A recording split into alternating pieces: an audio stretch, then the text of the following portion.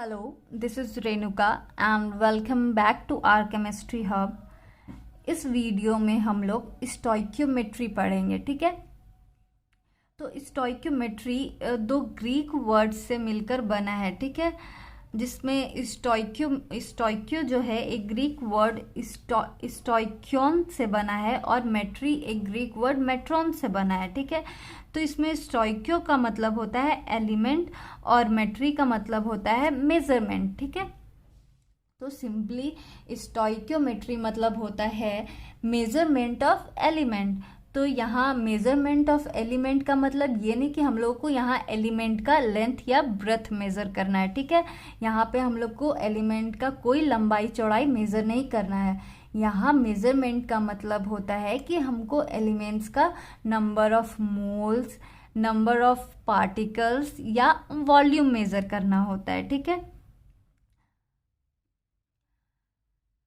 तो अगर हमारे पास एक बैलेंस्ड केमिकल इक्वेशन है, ठीक है, तो उसके हेल्प से हम लोग नंबर ऑफ मोल्स निकाल सकते हैं, ठीक है, और नंबर ऑफ पार्टिकल्स भी निकाल सकते हैं और वॉल्यूम भी मेज़र कर सकते हैं, ठीक है। तो जब हम लोग के पास कोई बैलेंस्ड केमिकल इक्वेशन हो और उसके हेल्प से जब हम लोग नंबर ऑफ मोल्स मेज़र करते हैं, नंबर ऑफ पार्टिकल्स मेज़र करते हैं या वॉल्यूम मेज़र करते हैं, तो इसी को हम लोग स्टोइक्योमेट्री कहते हैं, ठीक है। तो अब हम लोग देखते हैं केमिकल इक्वेशन। तो केमिकल इक्वेशन को समझने के लिए हम लोग एक केमिकल इक्वेशन को समझने के लिए हम लोग एक एग्जाम्पल देखते हैं, ठीक है। तो जैसे यहाँ नाइट्रोजन हाइड्रोजन के साथ रिएक्ट करता है और रिएक्ट करके बनाता है अमोनिया, ठीक है। तो ये हमारा नाइट्रोजन और हाइड्रोजन हो जाता है रिएक्टेंट, और जो प्रोडक्ट हमारा फॉर्म होता है उसको हम लोग एरो के राइट साइड लिखते हैं, ठीक है, और एरो के लेफ्ट साइड वाला हमारा होता है रिएक्टेंट, ठीक है। तो ऐसे इक्वेशन को हम लोग कहते हैं केमिकल इक्वेशन, ठीक है। और अगर ये इक्वेशन बैलेंस्ड हो, इट मीन्स कि अगर और जब रिएक्टेंट साइड में जो भी एलिमेंट है, ठीक है, रिएक्टेंट साइड में जितना भी एलिमेंट है, जब प्रोडक्ट फॉर्म होता है और प्रोडक्ट साइड भी सेम नंबर ऑफ एलिमेंट होता है, तो ऐसे इक्वेशन को हम लोग कहते हैं बैलेंस्ड केमिकल इक्वेशन, ठीक है। जैसे यहाँ नाइट्रोजन है हमारा 2, ठीक है, और यहाँ हमारा क्या फॉर्म हुआ NH3 अमोनिया, ठीक है, लेकिन यहाँ पे अमोनिया में एक नाइट्रोजन था, ठीक है। तो और यहाँ रिएक्टेंट साइड हमारा कितना था 2, ठीक है। तो यहाँ पे नाइट्रोजन को 2 करने के लिए हम लोग यहाँ क्या किए, अमोनिया से पहले 2 लिख दिए, ठीक है। तो अब यहाँ नाइट्रोजन कितना हो गया 2, लेकिन हाइड्रोजन यहाँ हमारा कितना हो गया, पहले से हाइड्रोजन यहाँ 3 था और यहाँ पे हम लोग 2 से इसको मल्टीप्लाई कर देते हैं, तो हाइड्रोजन कितना हो जाएगा यहाँ 6, ठीक है। और यहाँ तो इधर हाइड्रोजन 6 है, तो हमको इधर भी हाइड्रोजन बैलेंस करना है, इधर भी H2O को हमको 6 करना है, H2 को हमको 6 करना है, ठीक है। तो क्या करेंगे, इधर H2 को 3 से मल्टीप्लाई कर देंगे, तो इधर भी हमारा हाइड्रोजन कितना हो जाएगा 6, ठीक है। अब इधर नंबर ऑफ n एलिमेंट जितना है इधर भी उतना ही है, इधर जितना हाइड्रोजन है उधर इधर भी हाइड्रोजन उतना ही है, ठीक है। तो ऐसे इक्वेशन को हम लोग कहते हैं बैलेंस्ड केमिकल इक्वेशन, ठीक है। जैसे यहाँ कार्बन ऑक्सीजन के साथ कंबाइन हो रहा है और कंबाइन करके प्रोडक्ट बनाता है CO2, ठीक है, कार्बन डाइऑक्साइड, ठीक है। तो यहाँ कार्बन रिएक्टेंट साइड में एक कार्बन है, ठीक है, और वो रिएक्ट कर रहा है 2 ऑक्सीजन के साथ, ठीक है। और प्रोडक्ट साइड जो हमारा कार्बन डाइऑक्साइड फॉर्म हुआ है, इसमें भी हमारा कार्बन एक ही है, ठीक है, और ऑक्सीजन 2 है, ठीक है। तो रिएक्टेंट साइड में जितना नंबर ऑफ कार्बन है, प्रोडक्ट साइड में भी उतना ही है, और रिएक्टेंट साइड जितना नंबर ऑफ हाइड्रोजन है, प्रोडक्ट साइड भी उतना ही है। तो ये इक्वेशन हमारा क्या हो गया, बैलेंस्ड केमिकल इक्वेशन, ठीक है। वैसे ही इधर H2 कंबाइन करके बनाता है, इधर H2 कंबाइन करता है O2 के साथ और बनाता है वाटर मॉलिक्यूल। ठीक है, वाटर का फॉर्मूला होता है H2O। ठीक है, तो इधर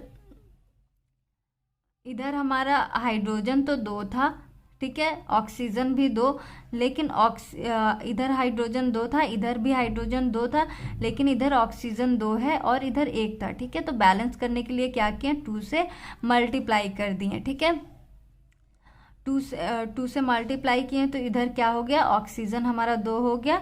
ठीक है, लेकिन हाइड्रोजन 4 हो गया। ठीक है, तो इधर हाइड्रोजन हमारा कितना था, 2, तो इसको हमको 4 करने के लिए क्या करना पड़ा, 2 से मल्टीप्लाई कर दिए। ठीक है, तो इधर भी हमारा हाइड्रोजन 4 हो गया, इधर भी 4 हो गया, इधर ऑक्सीजन 2 है, इधर भी ऑक्सीजन हमारा 2 हो गया। ठीक है, तो ये हमारा क्या हो गया, ये भी हमारा एक बैलेंस्ड केमिकल इक्वेशन हो गया। ठीक है, अब हम लोग फिर से स्टोइकियोमेट्री की तरफ आते हैं। ठीक है, तो हम लोग पढ़े थे कि स्टोइकियोमेट्री मतलब कि एलिमेंट का मेजरमेंट। ठीक है, और एलिमेंट का मेजरमेंट मतलब कि यहाँ हम लोग को एलिमेंट का मोल मेज़र करना है, वॉल्यूम मेज़र करना है और नंबर ऑफ पार्टिकल्स मेज़र करना है। ठीक है, तो स्टोइकियोमेट्री को समझने के लिए हम लोग एग्जाम्पल देखते हैं। तो हम लोग एग्जाम्पल से समझते हैं। जैसे यहाँ मीथेन रिएक्ट करता है ऑक्सीजन के साथ, ठीक है, और रिएक्ट करके बनाता है कार्बन डाइऑक्साइड और वाटर। ठीक है, और इस इक्वेशन को बैलेंस करने के लिए हम लोग क्या किए, वाटर H2O को 2 से मल्टीप्लाई कर दिए और O2 को भी 2 से मल्टीप्लाई कर दिए। ठीक है, तो जब हम H2O को 2 से मल्टीप्लाई किए और O2 को 2 से मल्टीप्लाई किए तो क्या हो गया, हमारा ये इक्वेशन बैलेंस्ड हो गया। मतलब कि इधर जितना नंबर ऑफ कार्बन है उतना नंबर ऑफ कार्बन इधर भी है, इधर जितना नंबर ऑफ हाइड्रोजन है उतना नंबर ऑफ हाइड्रोजन प्रोडक्ट के साइड भी है, और इधर जितना नंबर ऑफ ऑक्सीजन है उतना ही नंबर ऑफ ऑक्सीजन हमारा प्रोडक्ट के साइड भी है। ठीक है, तो अब जब हम लोगों को बैलेंस्ड केमिकल इक्वेशन मिल गया है, ठीक है, तो इसके हेल्प से हम लोग क्या करेंगे, number of moles, number of particles और वॉल्यूम भी कैलकुलेट कर सकते हैं। ठीक है, तो ये जो कोफिशिएंट है 2, ठीक है, H2 से पहले जो ये 2 लगा हुआ है, ठीक है, CO2 से पहले अगर कुछ नहीं है इट मीन्स कि यहाँ पे 1 है। ठीक है, कोफिशिएंट O2 से पहले 2 है और CS से पहले कुछ नहीं है, मतलब कि यहाँ पे 1 है। तो ये जो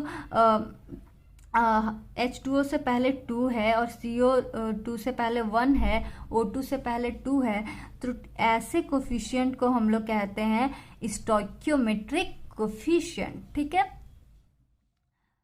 तो ये जो स्टोइकियोमेट्रिक कोफिशिएंट है ये रिप्रेजेंट करता है मोल्स को और मॉलिक्यूल्स को, नंबर ऑफ मोल्स और नंबर ऑफ मॉलिक्यूल्स को। ठीक है, तो सपोज कि अगर यहाँ पे H2 से पहले 2 है, ठीक है, कोफिशिएंट 2 है, इट मीन्स कि यहाँ पे जो H2O फॉर्म हो रहा है वो 2 मोल H2O फॉर्म हो रहा है। ठीक है, अगर CO2 से पहले कोफिशिएंट है 1, इट मीन्स कि यहाँ 1 मोल CO2 फॉर्म हो रहा है। ठीक है, और O2 से पहले 2 है, इट मीन्स कि यहाँ 2 मोल ऑक्सीजन यूज हो रहा है। ठीक है, CH4 से पहले 1 है कोफिशिएंट, इसका मतलब कि यहाँ पे 1 मोल मीथेन यूज्ड हुआ है। ठीक है, और अगर कोफिशिएंट अगर यहाँ 1 है तो ये जो कोफिशिएंट है ये शो करता है कि यहाँ नंबर ऑफ मॉलिक्यूल्स भी 1 होगा। ठीक है, तो यहाँ पे अगर मीथेन से पहले कोफिशिएंट 1 है, इट मीन्स कि यहाँ पे एक मॉलिक्यूल मीथेन यूज्ड हुआ है, मीथेन का एक मॉलिक्यूल यूज्ड हुआ है। ठीक है, अगर यहाँ O2 से पहले कोफिशिएंट है 2, इसका मतलब है कि यहाँ 2 मॉलिक्यूल O2 यूज्ड हुआ है। ठीक है, और CO2 से पहले कोफिशिएंट है 1, इसका मतलब कि यहाँ पे CO2 का एक मॉलिक्यूल फॉर्म हुआ है। ठीक है, और H2 से पहले है कोफिशिएंट 2, ठीक है। तो इसका मतलब कि यहाँ H2O का कितना मॉलिक्यूल है, 2 मॉलिक्यूल, ठीक है।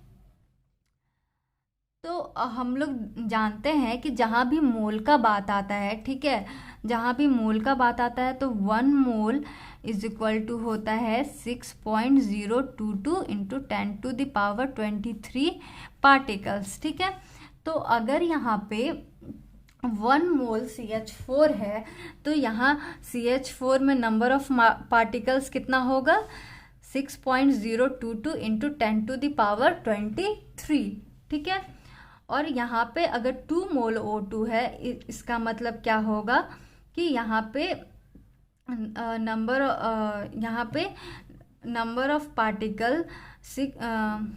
ऑफ पार्टिकल्स निकालने के लिए हम लोग क्या करेंगे, 6.022 को 22 इंटू 10⁻23 को हम लोग क्या करेंगे, 2 से मल्टीप्लाई कर देंगे, ठीक है। तो हमारा कितना आया, तो हमारा कितना आया 12.044 इंटू 10⁻23। तो यहाँ O2 में नंबर ऑफ पार्टिकल्स है 12.044 इंटू 10⁻23, ठीक है। और यहाँ 1 मोल CO2 है, मतलब कि यहाँ नंबर ऑफ पार्टिकल्स है 6.022 इंटू 10⁻23, ठीक है। और यहाँ अगर 2 मोल H2 फॉर्म हुआ, मतलब कि यहाँ नंबर ऑफ H2O में नंबर ऑफ पार्टिकल्स कितना है, 12.044 इंटू 10⁻23, ठीक है।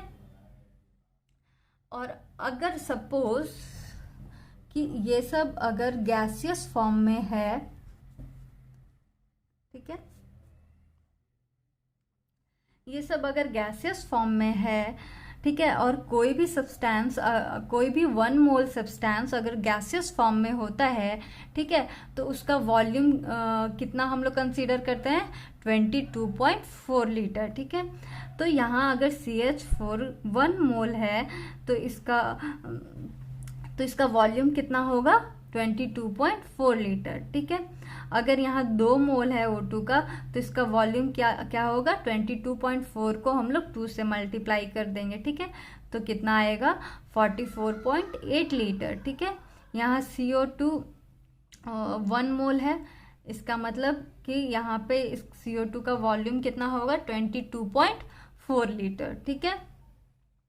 और यहाँ पे 2 मोल है, इसका H2O का 2 मोल है, इसका मतलब कि यहाँ हमारा जो भी यहाँ H2O का क्या वॉल्यूम होगा, हम लोग 22.4 लीटर से 2 को मल्टीप्लाई कर देंगे तो कितना आएगा, 44.8 लीटर, ठीक है। तो यहाँ पे हम लोग देखें कि हम लोग को सिर्फ एक बैलेंस्ड केमिकल इक्वेशन दिया हुआ है और उसके हेल्प से हम लोग नंबर ऑफ मोल्स मेज़र कर सकते हैं, नंबर ऑफ पार्टिकल मेज़र किए और वॉल्यूम भी मेज़र किए, ठीक है। एक और हम लोग एग्जाम्पल देखते हैं, ठीक है। तो जैसे यहाँ N2, ठीक है, रिएक्ट करता है H2 के साथ और बनाता है अमोनिया, और इसको बैलेंस करने के लिए हम लोग अमोनिया से पहले कोफिशिएंट यूज़ किए 2 और हाइड्रोजन से पहले 3, ठीक है। तो ये जो कोफिशिएंट है वो क्या रिप्रेजेंट करता है, नंबर ऑफ मोल्स और मॉलिक्यूल्स, ठीक है। तो अगर यहाँ अमोनिया के पहले कोफिशिएंट है 2, इट मीन्स कि यहाँ 2 मोल अमोनिया फॉर्म हुआ है, ठीक है। और नाइट्रोजन से पहले कुछ भी नहीं है, इट मीन्स कि यहाँ नाइट्रोजन का 1 मोल नाइट्रोजन यूज्ड हो रहा है, ठीक है। और यहाँ हाइड्रोजन से पहले है 3, इट मीन्स कि यहाँ 3 mole of hydrogen gas used हुआ है, ठीक है। तो ये जो कोफिशिएंट है ये मोल्स के साथ नंबर ऑफ मॉलिक्यूल्स भी शो करता है, ठीक है। तो अगर यहाँ पे कोफिशिएंट 2 है तो यहाँ अमोनिया का कितना मॉलिक्यूल है, 2 मॉलिक्यूल, ठीक है। अगर इधर कोफिशिएंट 3 है हाइड्रोजन से पहले, इट मीन्स कि यहाँ पे हाइड्रोजन का 3 मॉलिक्यूल है, ठीक है। और अगर इधर नाइट्रोजन से पहले कुछ भी नहीं है, इसका मतलब कि इसका कोफिशिएंट 1 है और यहाँ पे 1 मॉलिक्यूल नाइट्रोजन का यूज्ड हो रहा है, ठीक है। तो हम लोग जानते हैं 1 mole is equal to 6.022 into 10⁻23 particles, ठीक है। तो यहाँ नाइट्रोजन 1 मोल यूज हो रहा है। इट मीन्स कि यहाँ पे नाइट्रोजन में नंबर ऑफ पार्टिकल्स है 6.022 इंटू 10⁻23 पार्टिकल्स, ठीक है। और यहाँ यहाँ पे हाइड्रोजन का 3 मोल है। इट मीन्स कि यहाँ पे नंबर ऑफ पार्टिकल्स है, ठीक है। नंबर ऑफ पार्टिकल्स निकालने के लिए क्या करेंगे, 6.022 इंटू 10⁻23 को हम लोग 3 से मल्टीप्लाई कर देंगे। तो 3 से मल्टीप्लाई किए तो क्या आया, 18.066 इंटू 10⁻23, ठीक है। वैसे ही यहाँ पे अमोनिया कितना मोल है, 2 मोल, ठीक है। तो अमोनिया में नंबर ऑफ पार्टिकल्स निकालने के लिए क्या करेंगे हम लोग, 6.022 इंटू 10⁻23 को 2 से मल्टीप्लाई कर देंगे। तो 2 से मल्टीप्लाई किए तो क्या आया, 12.044 इंटू 10⁻23, ठीक है। अब ये जो पूरा इक्वेशन है वो गैसियस फॉर्म में है, तो इसके हेल्प से हम लोग वॉल्यूम भी निकाल सकते हैं, ठीक है। तो हम लोग पढ़े हैं कि अगर 1 मोल सब्सटेंस अगर गैसियस सब्सटेंस है, ठीक है, तो उसका वॉल्यूम कितना होता है, 22.4 लीटर, ठीक है। तो यहाँ हमारा 1 मोल नाइट्रोजन है, ठीक है। तो 1 मोल नाइट्रोजन का वॉल्यूम कितना हो जाएगा, 22.4 लीटर, ठीक है। तो यहाँ पे हमारा हाइड्रोजन कितना मोल है, 3 मोल, ठीक है। तो 3 मोल में कितना हाइड्रोजन होगा, कितना हाइड्रोजन का वॉल्यूम होगा, वो निकालने के लिए हम लोग क्या करेंगे, 22.4 लीटर को 3 से मल्टीप्लाई कर देंगे, ठीक है। तो 3 से मल्टीप्लाई किए तो आया 67.2 लीटर, ठीक है। और यहाँ जो अमोनिया फॉर्म हुआ वो कितना मोल है, 2 मोल, ठीक है। और 2 मोल अमोनिया में कितना वॉल्यूम होगा, ये कैसे निकालेंगे, तो इसको निकालने के लिए हम लोग क्या करेंगे, 22.4 लीटर को 2 से मल्टीप्लाई कर देंगे। तो 2 से मल्टीप्लाई किए तो क्या आया, 44.8 लीटर, ठीक है। तो आज के लिए बस इतना ही। नेक्स्ट वीडियो में हम लोग स्टोइकियोमेट्री को क्लियर करने के लिए कुछ क्वेश्चंस करेंगे, ठीक है। तो thank you for watching this video.